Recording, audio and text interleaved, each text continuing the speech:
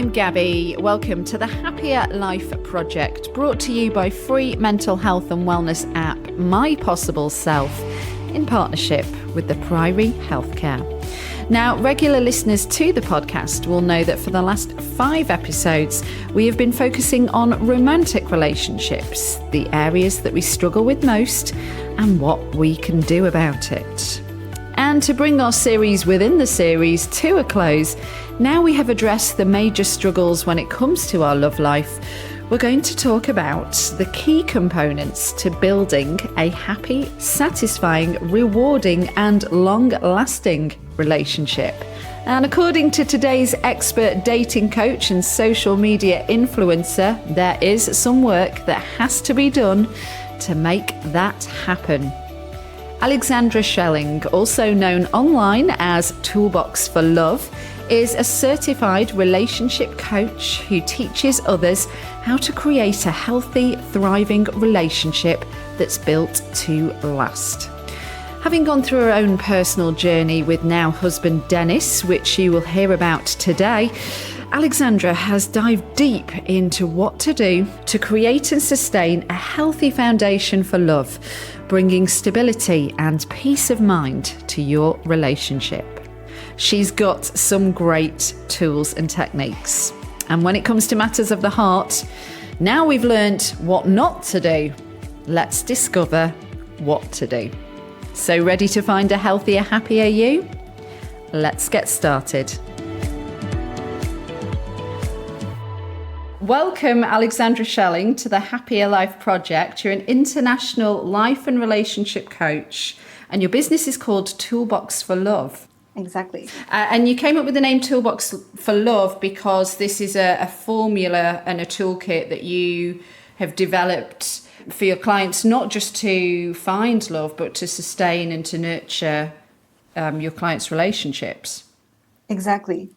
So, I've realized how little we are actually taught about relationships. And so going through the ups and downs myself and my now 14-year relationship, it's so interesting to learn one tool, and then that led to another tool.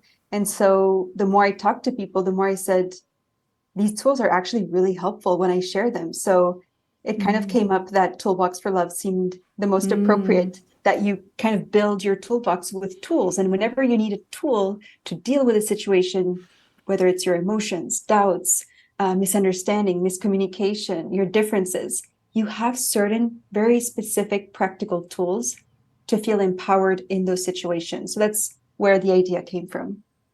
Oh, I love that. And I'm definitely going to be asking you about that as we kind of get into it. Basically, to kind of like set this up, as I've mentioned to you for the last 4 episodes of the Happier Life Project, we've been focusing on romantic relationships and the areas people struggle with.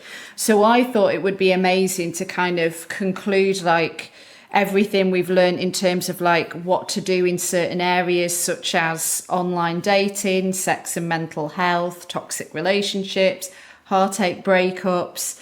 And these episodes have proven to be really popular. I thought it would be lovely to now give our listeners some tools and guidance, I guess, how to put them on the right path for building and maintaining a loving and romantic partnership. And also, I think it's important to talk about what that looks like, because warts and all, we've kind of conditioned to think we're chasing the Disney fairy tale, aren't we? So we're kind of setting ourselves up for failure a little bit in that respect too. So I could think of no better guest to dive into all this stuff with. Sounds great. Yeah, I saw you nodding a lot to what I was saying as well. No relationship is perfect. There's always going to be obstacles to overcome. And I think for a lot of us, it seems like the easier, safer option when the going gets tough to call it a day, rather than letting ourselves be vulnerable or fearing that we're wasting time. What do you think about that? It's actually something that I mentioned in my very last post 2 days ago, because that's exactly what someone messaged me and said, I think sometimes we give up too easily. And more than 80% of my community in stories, when I asked, do you agree with this? More than 80% agreed. So yeah, it is something that, when it gets rough, when it gets hard, again, because we aren't taught how to navigate the challenges, So I never judge someone for wanting to give up, because I almost gave up twice as well. It's definitely not easy to go through challenges in a relationship. It requires a lot of self-awareness, work, understanding, getting out of our comfort zone, a lot of growth. And that is not comfortable. That actually takes a lot of energy and also knowledge and skills. I do believe love is not enough. I also have some posts about that and how skills are so important. Skills like, we could go on and on about this topic, but even, how do I manage my doubts when I have doubts, intrusive thoughts? What do I do if we have low intimacy? Is it something that is concerning? How do we work around that? We have big differences. Should we be similar? How can we work around our differences? And so when these situations come up, we sometimes do feel like maybe it's time to leave the relationship. So I agree, we tend to do that quite quickly. I just wish we were taught these things in schools. I don't say everyone breaks up quickly. I think some situations you do need to get out of. But yeah, I do believe that if we would have the tools, it would be very different, for sure. It's interesting as well, isn't it? Because I think about like my grandparents, and I always look to them as like relationship goals, and they were together and, until they sadly both passed away within a short space of time of each other.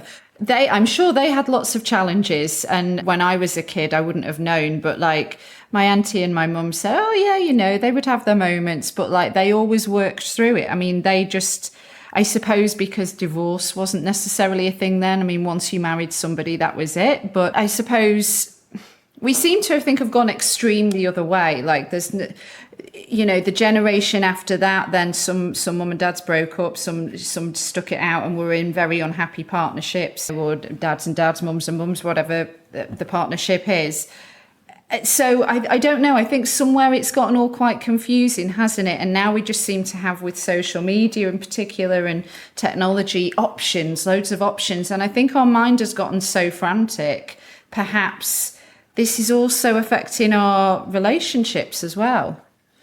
I agree. I was going to say social media as well. Not the only factor. I think also knowing that it's more accepted to divorce, to leave a relationship. It's easier maybe, or again, it's more accepted in terms of, even how society views it, which can be a good thing for many couples, is, being able to get out. But for many others, it does sometimes create an exit in moments where there is still opportunity to grow and work on things. And I think, as you just mentioned, social media, I think more access to even other people's lives, quote unquote, and highlight reels. And so we compare ourselves a lot. And this can be in relationships, it can be in business.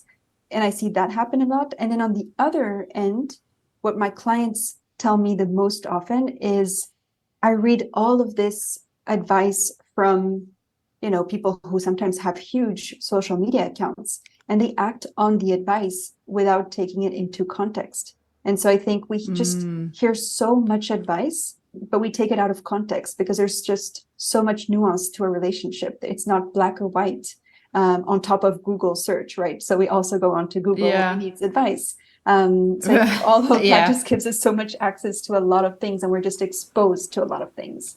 It can be very confusing. It really can. And then you've got the fact that life is very difficult for so many people right now. And again, it's another factor, like we're stressed, we're short-tempered, we're working a lot. And then that, again, I think bleeds into relationships. We tend to take it out on the people we're closest to, right? If we're feeling stressed and had a bad day. And I guess I'm bringing all this up from the get-go because it kind of weaves into your story and how Toolbox for Love came to be. So if we could kind of touch on that a little bit, because it's really interesting, cool story. You met your partner Denis, was it 2008? Yes. Your now husband Denis, I should say. And you shared on your website, I read initially your relationship was going great, but then a few years later you struggled with the same challenges your clients face, feeling incompatible, miscommunication, doubts, attraction to others. And also you did over 4 years of long distance, which is amazing. Just that in itself. Over 4 years. I've done the long distance thing a couple of times too, and it's really hard. It is. It is. So a relationship definitely comes with, every relationship will have its own unique challenges. So those were a few. That's true. And then you said you nearly broke up twice, even though you still loved each other, but you did want to work things out. So, like, reflecting on this time, you must have known deep down in some level that it was worth the fight, right? It's funny, I was actually talking about this with a client today. We were talking about external pressures and how she hears so much, you should break up when it gets hard. Or if you're not feeling, you're not feeling comfortable with your partner, maybe he's not the right one. And I was sharing with her exactly that, how apart from the challenges that we were facing, not knowing if we were too different, because we are very different, long distance, will we drift apart, starting to be attracted to others because looking back, our needs were not being met. So again, at the time, we didn't have the language. But yeah, we actually were told, at least I was told, that I should try things out with other people too. I should not just stick to one relationship. I should not stay with the same partner so young. I'm too young to be in a long-term committed relationship. And what I told this client, and to your point, is I said, let me at least try. Let me at least try to overcome the challenges. I will learn so much in the process. And if it doesn't work out, thank you very much for your advice. I will, try again and try a new relationship. But it does deep down feel like this could also be a learning journey. And that's exactly what I then teach my clients. There's so much growth that happens in a relationship. It would be so much easier if we were single. No one triggers us. No one gets on our nerves. We don't have to understand our partner. We don't have to express our needs all the time. So it's just a lot easier. And I remember telling this person, or a few people, that I'm just going to try it out. Long distance, people would say it wouldn't work. Well, let us try. Let us really try to overcome this other challenge that happened. So I think, yes, deep down, we wanted it to work. But when all of this external pressure or doubts, internal doubts came in, I think it was also about let's try. Let's see what needs to be done. If we need to seek support, if I need to learn something, if I need to learn about myself, so that at least if we leave the relationship, I feel like I've tried everything. And I think that was also something that was important to me. And I suppose what's important is that Denis felt the same way. He was willing to do the work and meet you where you were at. And yeah, I mean, I'm speaking from personal experience, and something that happened recently was that, the person that I was dating just kind of cut and run quite quickly. And I still find that so frustrating because I, saw a lot of potential. Yes. So there is that side of it where you might be willing to put the work in, but then you've got the partner that isn't as well. So there's not really much we can do about that, though, is there? That's very true. You need a partner who is willing to do the work. I will say, though, that you don't necessarily need a partner who is willing to do the work at the same time, at the same pace, and in the same way as you. To give you more of a perspective, is Denis, for example, has, apart from a tool, let's say, called the love languages, that I know is pretty popular. If listeners haven't learned that or haven't heard about it, I would definitely recommend to look into that. And I have a masterclass that goes in depth into that. But apart from that, and again, that's something I introduced to him. Apart from that, it's not like we went to couples coaching or couples therapy together. It's not like we sat down and read the same book. It's not like we actually went and did courses together. I think he learned things at his own pace, in his own way, opened up a lot, became more, let's say, empathetic. That's what he said the other day, is like, through this relationship, I've learned to open up as well. And on my side, I was more maybe the one looking at the tools and researching and coaching style, going into what are the skills that I need? How can I learn about myself? I did the development, personal development workshops and seminars and stuff, but I never forced him to do it. It was more, let me grow and understand what's going on with me, my triggers, understand him better, all of that. I will bring this to the relationship. And as a result, we're going to grow together. So some couples do this work together. Some couples don't. Some couples do this at a very different pace. But yes, at the end of the day, you do want someone who is willing to make it work. I think that's definitely true. Yeah, for sure. I've heard from some of our other dating experts, if you will, that it's doing the work on yourself as much as doing the work, when you are in a relationship, working as a team. It's going inwards for sure. A bit more about you, because I think this is really interesting too. You were born in Japan. You've lived in Boston, London, San Francisco, Tokyo, Sydney, Switzerland. Yes. So very, very well traveled, very international, if you will. And you work with international clients. I love to travel as well. And I've lived in various countries too. And this is something I've noticed, and I'm sure you're going to agree with me, no matter where in the world you are, when it comes to relationship struggles, it's all the same. Yes. No matter who you are, no matter how much money you've got, no matter what language you speak, everybody has to deal with the same crap, basically. Exactly. I 100% agree. I 100% agree. I have clients who are in their 40s, 50s, and I have clients who are in their 20s. I have clients in Australia and I have clients in LA or London or South Africa, Dubai. And so the patterns are the same. The themes are the same. They're different per person. That's where we personalize it. But I agree. It is. We see very similar patterns. That's true. Yeah. You talked a little bit about the external advice, noise, whether that's, your kind of self-help books or the things you can find online. But I'd also like to throw into the mix when it's friends and family as well. And I think sometimes when you're trying to figure out, am I going to stay in this? Is this the right person for me? Am I happy? And you're just quite conflicted and you're trying to make a decision, but maybe it's a bit challenging. I think sometimes it is helpful maybe to speak to a loved one, but then also perhaps it's not helpful because say that partner has been quite short-tempered recently, they're grumpy or they're withdrawing, they're distant or, whatever these sort of issues are. I think the natural instinct of a loved one, well, they go into protection mode. They want to protect you, right? So they would say, that person's not worth it, get out, there's plenty more fish in the sea, or the cliches. How do we sort of navigate that in terms of, is it a gut thing? When we're like getting all these other opinions, and sometimes the opinions aren't asked for as well. That's very true. I agree. I think it is important to have a support system, to, if needed, be surrounded with supportive people. I think that's absolutely okay. And as you mentioned, we do get then biased opinions as well, because we are only sharing our side of the coin. And when we share, we don't always give all the details. Right. And it kind of dismisses our partner's experience. And so we tend to maybe not give the benefit of the doubt or seek understanding. We kind of go into black or white thinking, as you just said, because our loved ones can be in protective mode. They want what's best for you. They want to support you.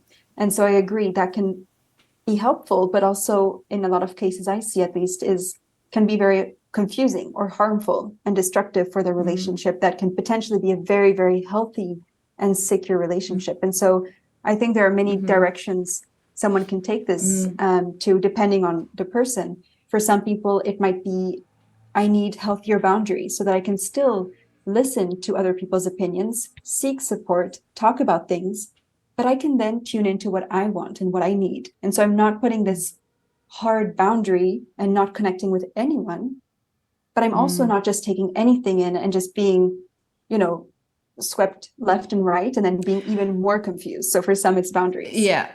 Yeah, because then you could go on to maybe regret your decision, which leads me on to, I found a really interesting article. It's a few years old on Psychology Today, and it shared 6 reasons why people end relationships too soon and go on to regret it. So I'd love to know your thoughts on this because I found it super interesting. It says, most people who leave a relationship are ready to move on, but some, after time passes, begin to regret their decision. Once they've put the negative aspects of that past relationship behind them, they begin to miss the good times. Haunted by having left someone they perhaps truly loved, they wonder if they should have tried harder to make the relationship work and begin to search for that lost love. They may find that their past partners are no longer available and so they've missed their chance, but sometimes they find out that a past love is unattached and the possibility that they might have another chance awakens a compelling desire to try again. Even if their feelings may no longer be reciprocated, they cannot walk away without finding out. So these are the 6 Psychology Today's most common reasons people leave relationships too soon.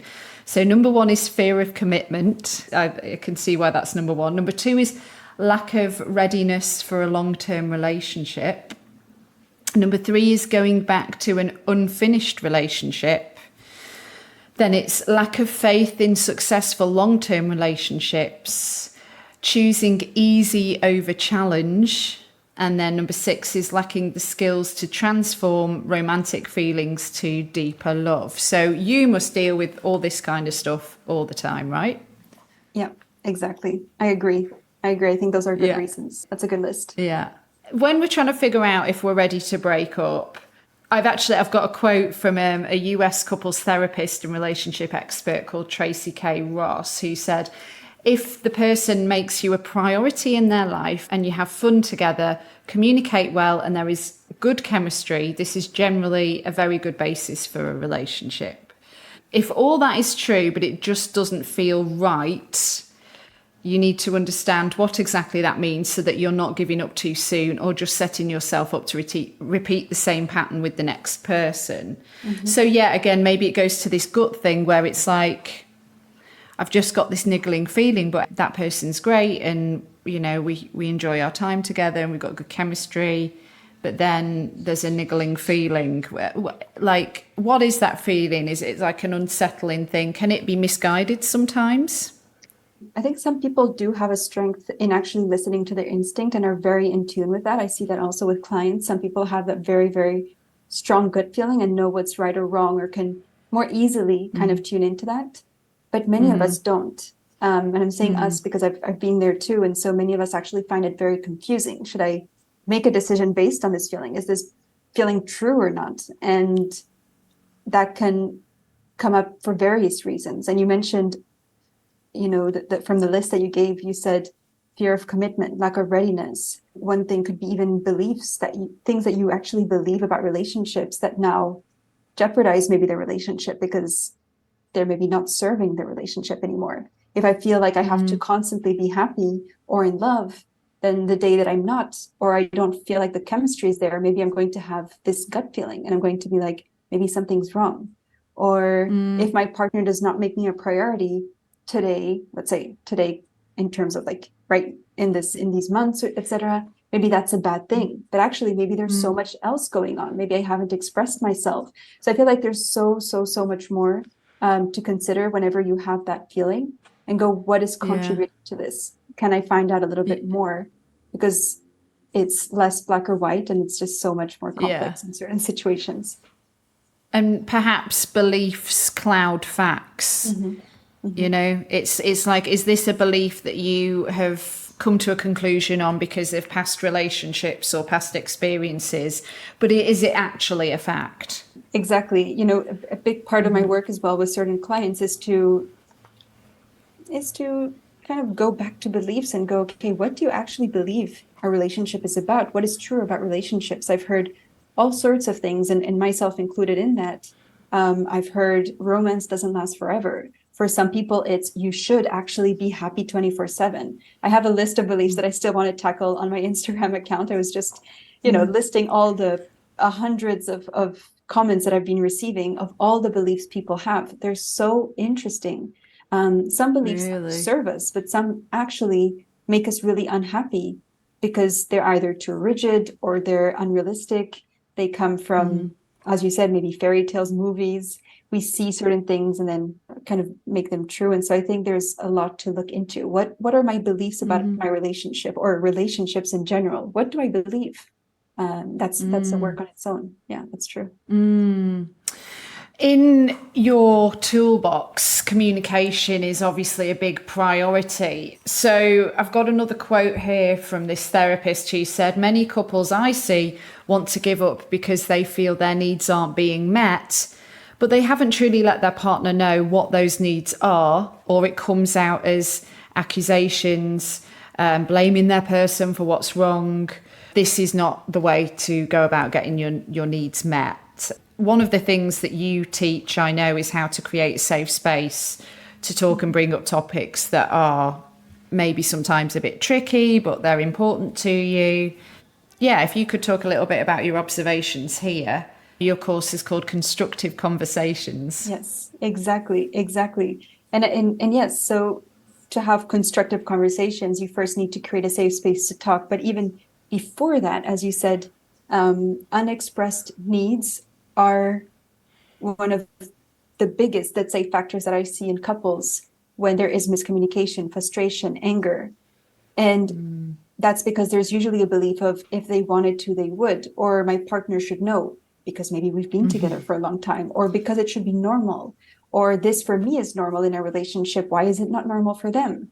Why don't they just know? Why don't they just observe? Why aren't, And so there are huge beliefs about that in the first place of it is not natural or is not genuine, authentic if I have to express my needs. And I was there before. So it was a whole how to practice expressing my own needs. And for some, it's not even just beliefs, well, kind of tied to beliefs, but we were told maybe by our parents or caregivers that it's not okay to actually express your real needs, express yourself. You get reprimanded or you get, judged for expressing yourself. So for some, it's actually very difficult to know, what do I actually need? I don't even know what I need and what I want. And then I struggle to even voice it out.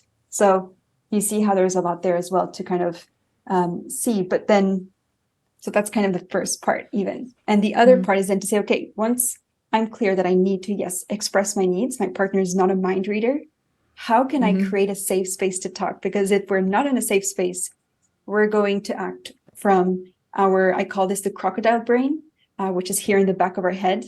And that's kind of our triggered self. If I'm not feeling open for the conversation, curious, if I'm not in the safe space myself, it's going to be very difficult to create a safe space for my partner and for our relationship. And so we might quickly escalate into conflict. And so that's what I teach with different steps in constructive conversations and give you a very specific framework to go, let me pause a second. Let me listen to what's happening for me. How do I open up the conversation? What happens if my partner receives things the wrong way? What can I do? And how do I end the conversation? It's as important as how you start it. Whether the conversation went very well, whether it's still not resolved. If you're trying to find a solution, there are still ways to end a conversation in ways that create trust. And that is so important to keep growing in your relationship, to go, okay, it's not perfect all the time, but we're still acting as a team. We're looking at this as a team, and that's a skill on its own. What would you advise if, say, you know that like whoever you're going to talk to, your partner is quite reactive and they might immediately jump onto the defense? Because I'd imagine that is why it puts a lot of people off saying things that, the where is this going conversation, for example, is horrible, isn't it, for lots? Because it all stems from a place of fearing that they're going to hear something from their partner that they're not going to like, or it's not going to go in their favor. So what kind of would you advise there? I would even look at, how do I start a difficult conversation? Do I check in to see if it's a good time to talk? That will help our partner feel more open and more willing to even have the conversation, because I'm respecting their time too. It's not, I need to talk. We usually see these memes or in movies, like, I need to talk creates a lot of anxiety and creates a lot of what's going to happen, right? There's so much uncertainty in that. What is my partner going to tell me? So is it a good time to talk? I have something really important. I love to, lead difficult conversations with an intention for the conversation. Why is it important? Look, I really want to have this conversation because I want to, have some clarity about where things are going. I really value how far we've come. I want us to, remain on good terms, but I just feel a bit confused and I want to have some more clarity on what's going on. And then whatever our partner's reaction, that's where you want to, and as difficult as it can be, because it can trigger us as well, is how can I remain grounded and curious? What is going on with my partner? It's, their reaction, they're reacting to something. What is happening in their world? How can I show understanding and curiosity? Because if I go and get triggered by their trigger or, continue on that spiral, we're going nowhere, because we're going to act out of our crocodile brain. And that leads to absolutely no solutions. And that's a skill called co-regulation. We go into self-regulation. How do I regulate my own emotions? But how do I co-regulate? If my partner is upset, how do I still create a safe space for us to kind of cool down? take a second, pause, be the bigger person in a conversation. Not always easy, but that's very healing. In terms of like the toolbox, the toolkit, you actually give this away as a resource for signing up to your newsletter on your website. And that's a relationship check-in where you have 6, I think, questions that you share. And the purpose of the relationship check-in, is this something that you advise people do like once or twice, or is it like a continual thing in terms of like, are you happy? Are your needs being met? That kind of stuff. This is definitely something I recommend on a regular basis. It can feel a little bit formal at first if it's the first time, but the more you do it, the more natural it gets. I have clients doing this very religiously, having specific questions that they ask each other on, for example, a Sunday evening. With my partner, I don't necessarily do something formal, but we check in with each other every day or every second day. How are you doing? But it's been a practice, right? So it's not always been this way. So everyone has their own frequency. The purpose of doing it on a consistent basis is because your relationship will evolve, will change. If you have an agreement to do something very differently and go, okay, let's do this XYZ differently. let me work on this. Let me work on this.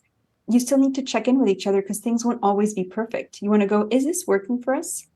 Have we been consistent? Can we check in with each other? Where do we need adjustments? What can we do differently? And the thing is, a big mistake I see is we set agreements, we talk about things, but then we expect everything to go perfectly and we get very disappointed.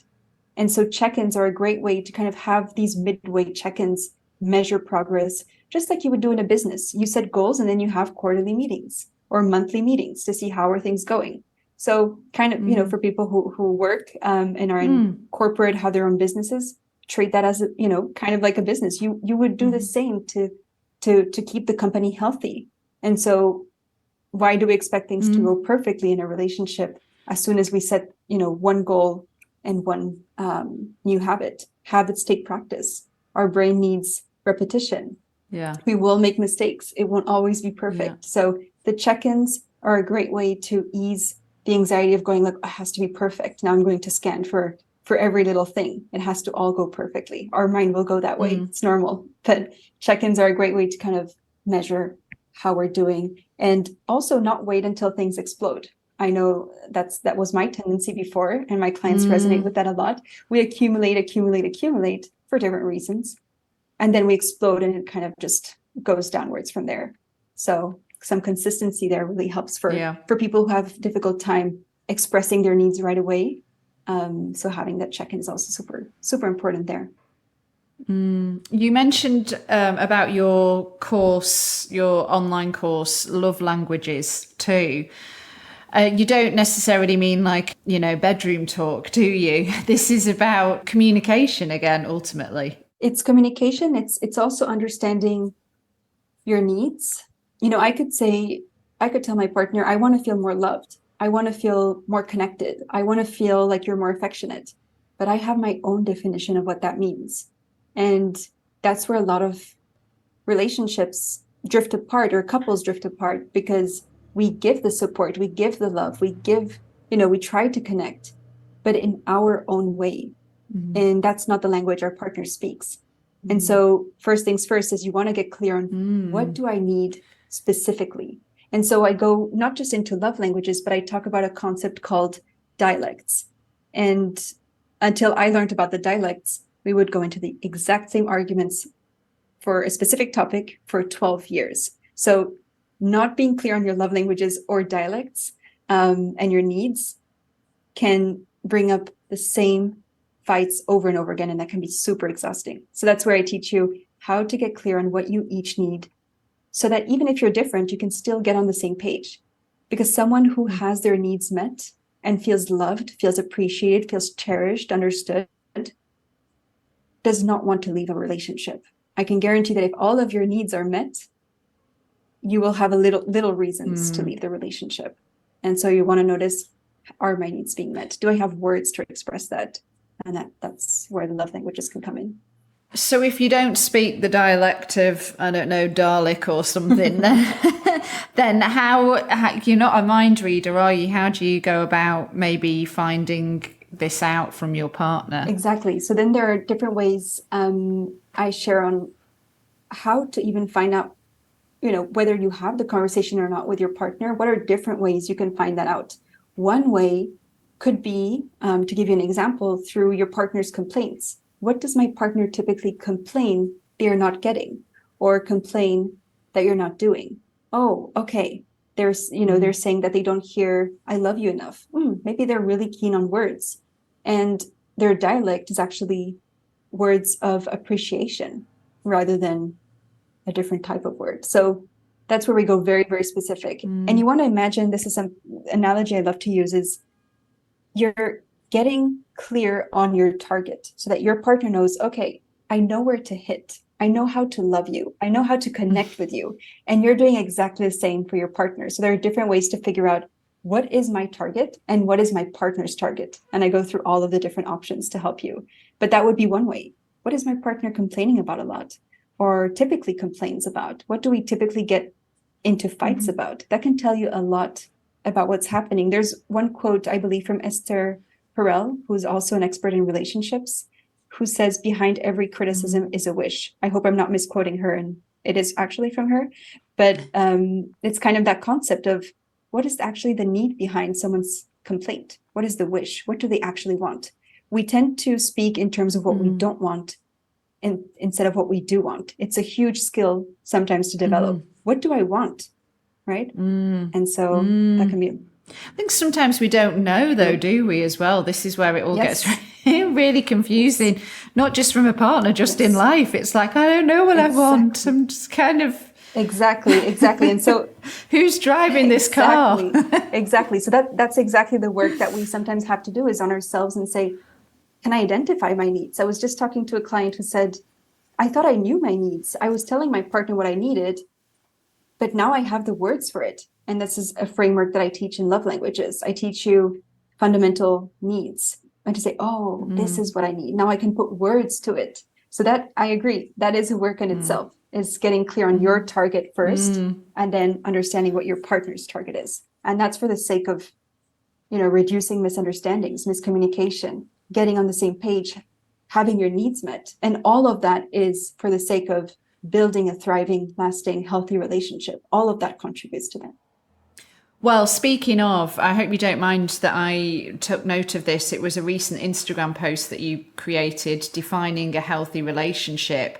And I made notes of the bullet points because I thought they were so great. I got them in front of me here. Being aware of and expressing your needs, which we've talked quite a bit about already. Learning about your partner's needs, which we've also talked about. Putting your efforts on the right place. So is that, again, with the kind of hitting the target? Exactly. So one example here is the love languages that speaking each other's love language. It's exactly that, is efforts alone aren't enough. How often do we hear, I'm doing efforts, I'm making efforts for my partner, but it just doesn't seem enough. So is my partner not the one? Is my partner toxic or unhealthy? We first want to look at, where are you putting your efforts? Do you know how to love them specifically, how they want to feel loved? For example, that's one example. So yeah, I guess like some people might not necessarily appreciate, thinking of a friend I was talking to recently and his man, and he said, he keeps taking me out for fancy dinners, but I just really would like to stay home, not spend all this money, and different love language, I think. Yes, exactly. Exactly. Yeah. Discussing and respecting deal breakers from the get-go. So that's an interesting one. Setting healthy boundaries. This is great. Listening to understand, not to respond. Yes. And even when we listen, we filter whatever is being said through our own mind, and we come up with our own version. We sometimes dismiss certain details and focus on certain other details. So it's important to really understand, did I get that right? Am I understanding you? That is a skill on its own as well. Yeah, that is such a good point. Yeah, it's understanding why they're saying it. Identifying why you get triggered. That's a really interesting one. So I guess that might be, again, like past experiences, past relationships that are making you perhaps overreact to things. Exactly. Pausing before reacting when you get upset. Exactly. Yeah, another great reminder there. The pause can actually save a relationship. Full stop. Not pausing before reacting can actually be destructive in a lot of cases. And so it's a skill in its own to say, I have a second to pause, take a deep breath, take a step back, and decide how do I choose to respond? Am I responding from my triggered self, crocodile brain, remember? Or am I actually empowered in how I'm going to respond? And that takes a step back. It's not an easy thing to do. It's a skill, for sure. Holding space for each other. Yeah. Learning from mistakes.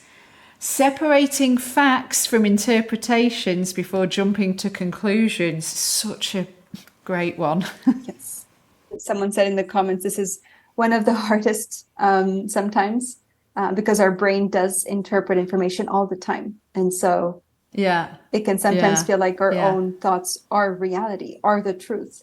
So that takes a lot of effort too. It's so true. And that leads us on to your next point, which is managing intrusive thoughts and doubts. Yes. Yeah. Yes. Being able to have constructive, honest conversations, even when it's hard, which we've talked quite a bit about today. And also this one, reducing unhelpful external noise.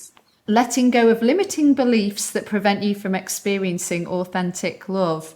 I think for our app users in particular, that one will resonate because self-worth and self-love seems to be areas that people that listen to this podcast and people that use the My Possible Self app, it always comes up as one of the top things that they struggle with. Yeah. So if I feel like I'm never good enough or my needs are not important, then that will affect the relationship, for example.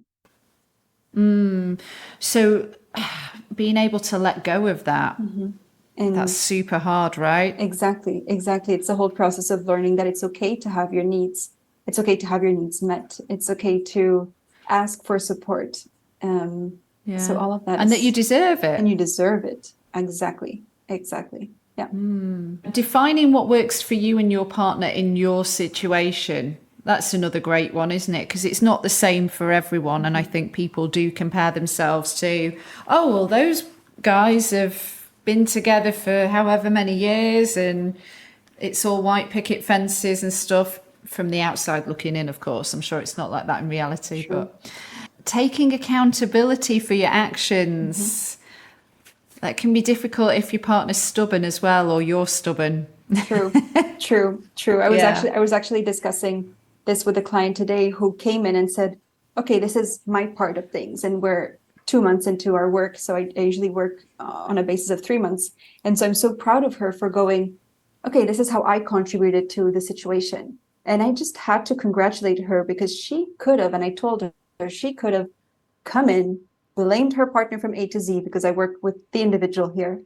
And she chose to say, no, this is my part. How do I work now with the guilt? How do I work with being disappointed in myself for doing this? How can I work on new skills moving forward? And so this is huge. This is the first step in making change, is knowing what's going on with me too. How did I contribute to this? Addressing challenges before it feels too late. Yep. Again, probably a bit scary. It is. And in a lot of cases I see, and this is something I've been told personally, is time will fix things. Time will help. Just let time do its own thing. And I believe that, yes, time can be very important because you need some time to practice new skills, build habits, maybe accept certain things, whatever it is. But you also need intentional actions and go, okay, what am I actually doing with my time? Am I just letting things like this, putting things under the rug? Or am I actually addressing certain things? As you said, it's scary, 100%. It can be very scary at times. Okay, just 2 more points. Reconnecting on a regular basis so that you don't drift apart, like, for example, the relationship check-in. Exactly. And being fully present with each other when you spend time together. That's a good one. I mean, that applies, I think, to everybody in any kind of relationship, not just romantic ones that, you know, what do they say? The best present is your presence? Yes. That's a good one. Just as we're kind of starting to wrap things up, I didn't want to eliminate our single listeners and app users too. So how can those that are seeking out, trying to find the right partner so that they can have something more sustainable, more long term, in terms of advice that you could give for how we don't enter into another dead end relationship or waste time with time wasters? I think especially on dating apps, at least in my experience, there's just so many time wasters on there. So yeah, do you have any dating tips for finding the right person for a long-term relationship? So it's kind of let's say a tricky question, because I believe that there could be multiple right people. And so I think reducing the pressure. So you don't believe in the one, the soulmate, no? I feel like there are better people for you, but only one. I personally do not believe it, because first of all, that puts a lot of pressure on just, one person. And I feel like, it could work with other types of people, but it's just there will be other maybe challenges, other differences, other things that, will connect us. And so that's my perspective. I think everyone gets to have their own perspective, but that's where I'm saying tricky question, because what I would advise someone is to say, what do I actually look in when I look for a partner? What are the qualities that I'm looking for? What are my needs? How am I showing up? So it's more of that kind of energy that I would go into the dating world in, is going, what am I looking for? And what am I looking for doesn't have to be a checklist of 100 things that someone has to check the boxes on, because we also don't want to go into this person has to be the perfect fit.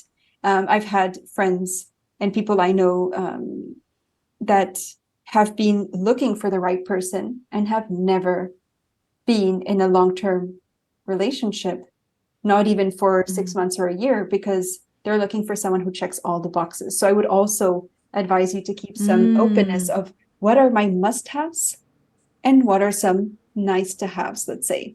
What are things that are so important for me that someone has, that without that I would not be happy? But also, what are things that I'm still flexible on? Maybe that could be another perspective. This is a broader topic, but that would be a place I would start.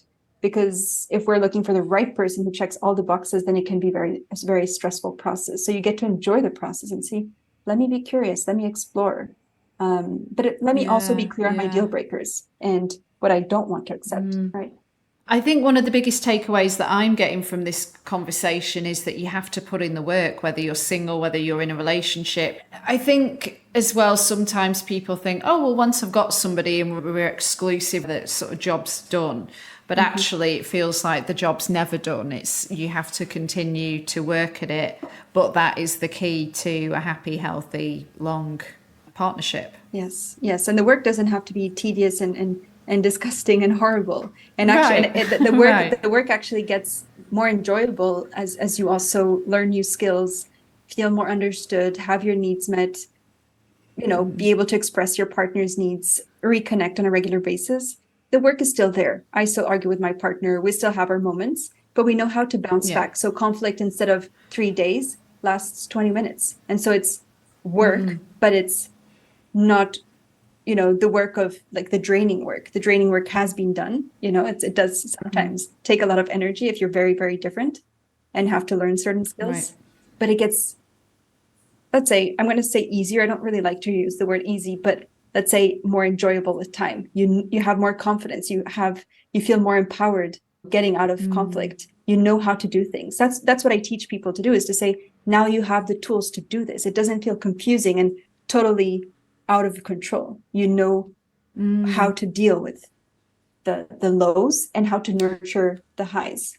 Right, and how to meet the needs, I guess. So do you think, apart from like relationships that are obviously harmful, ones where there's maybe abuse or it's toxic, or, in those circumstances, absolutely walk away. But in terms of like, certainly with the clients that you work with and more of the everyday questions that come up and the sort of mental chatter of, are we still compatible? Do we still enjoy being with each other? Do I see myself growing old with this person? Those kind of things that come up, where I think those are the moments where people can cut and run. Do you think for everybody that we can work on this and have a happy, sustainable future with our partner? I believe that, yeah, in most cases, as you said, there are cases where we're not talking about abusive, violent relationship, for example. But in most cases, yes, what I've seen, at least so far, is that we can overcome challenges. In certain situations, it's a matter of learning how to manage our triggers. In others, it's learning how to understand the other partner better. So your situation would be very different from someone else's. So I'd get very curious, what do I need? And I'm saying this because whether you're with your current partner or going to a next relationship, you bring your patterns with you. If you have, let's say, a difficulty managing your reactions and feel like you have no boundaries, you get affected by everything, that is going to happen in your next relationship. Maybe at a different intensity, because maybe your partner is different, but it will still happen. That's because it's a pattern you bring with you. And that's the accountability piece we talked about. So you want to go, what is the pattern that it's not about I'm wrong, I'm bad, I don't know how to manage my triggers. What is the pattern? Okay, I need to learn X, Y, Z for this relationship and for potentially next one if I decide to leave this one. So it's choosing, who do I want to kind of learn these things with? Who do I want to overcome the challenges with? In that sense. Yeah. Such great insight. Okay, so final question. I ask every guest to set us some homework based on the theme of the episode. So in this case, Alexandra, what is a simple, actionable thing that we can all do to help build and maintain a loving and nurturing romantic relationship that will help us on our quest to cultivating a happier life? 5 different things come to mind, but let me go with one. But I would go with is in any situation, because I think this could apply for any situation, is asking yourself, what can I do about this right now? What needs to happen from my side right now? It's a question you can ask yourself when you're going through difficult times or when you're confused. What needs to happen from my side? Whether you're single or looking to build a healthy relationship, long-term relationship, or in a relationship looking to actually grow it. What needs to happen from my side? That is a very empowering question, instead of looking at what does my partner need to change, because that's not something we can control. And so what first needs to happen from my side? That will create ripple effects if I walk the talk, for example. I love that. Thank you so much for today. I really appreciate it. So for more on you, and we'll add this to the show notes as well, your website is www.toolboxforlove.com. And then on Instagram, it's the same, Toolbox for Love. Exactly. Thank you for having me. Oh, this has been brilliant. Got so much wisdom. Where did you get these tools? Experience, personal development workshops, coaching certifications, but mainly it's putting the work and applying that to myself first before teaching it. Oh, thank you again to Alexandra Schelling, aka Toolbox for Love.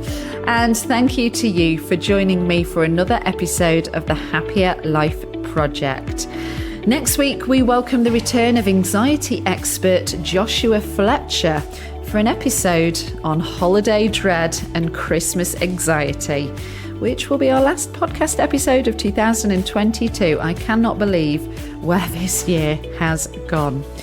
Now for the important bit of housekeeping. If you are suffering with your mental health, there is a crisis button on the My Possible Self app, which will signpost you to the correct information for immediate expert advice.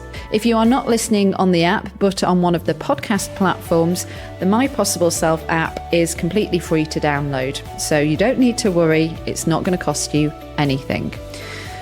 Make sure you subscribe and leave a review if you found this episode helpful. And to find and follow us on social media, we are at My Possible Self, and I've been at Radio Gabby. So please do take care, and I'll see you on the next one. Bye for now.